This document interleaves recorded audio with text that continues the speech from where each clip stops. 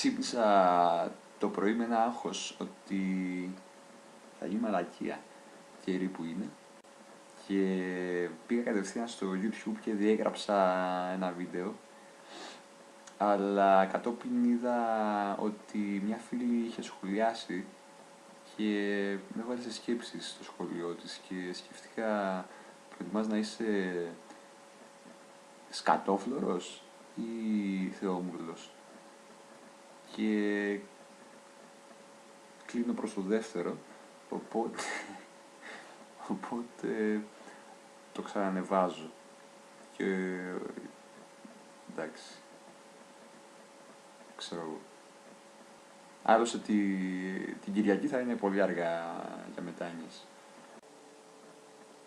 Λοιπόν, για όσοι δεν το ξέρετε, ετοιμάζουμε μια ταινία και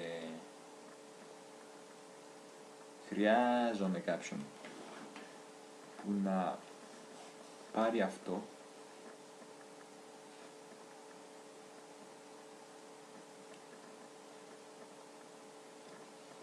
και να το κάνει να μοιάζει απειλητικό. Δεν σημαίνει να το βάψουμε μαύρο, προφανώς θα βαφτεί ένα χρώμα, μπορεί να είναι άσπρο, μαύρο, αλλά πρέπει να έχει και κάποιο άλλο χρώμα για να κάνει την αντίθεση, ξέρω, να φαίνεται η ογκοπλασία με μαύρα κτλ. Αλλά ας πούμε δεν πρέπει να φαίνεται ότι για να το κλείσεις κάνεις αυτό. Ωραία. Wow. Και ναι. Για παράδειγμα μπορούν να μπουν δύο λάμες έτσι κατά μήκος της κάνης, έτσι από πάνω και από κάτω, με ένα στέλεχος από πάνω για να καλύπτει αυτό το κομμάτι και να βγαίνει και με μια οξύτητα, ένα απειλητικό feng shui προς τον οχτρό, και μπορούν να βγαίνουν και στελέχη έτσι από κάτω που να δείχνουν τη γενική κατεύθυνση της επίθεσης.